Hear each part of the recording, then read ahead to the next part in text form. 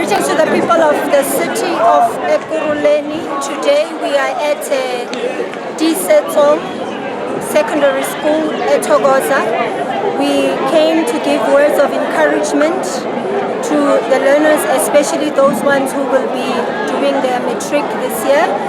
And we know that this school has performed very well. They got a pass rate of 95%, and out of 180 learners that wrote their matric, 93 of them got their bachelors.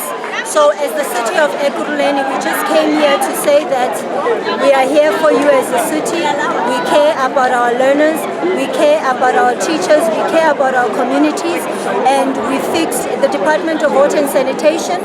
And at what we left some donations in order to assist with their school shoes, with their school needs. The Department of Education has also fixed taps, toilets and leaks in our efforts on saving water as the city of Ekurhuleni.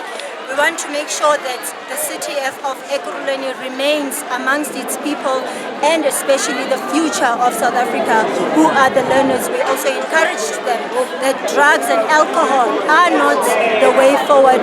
Drugs and alcohol are part of the problem that our society is facing, and hopefully that these learners of Tiseso will carry the flag of the city of Ekurhuleni with pride coming to 2026 matric results.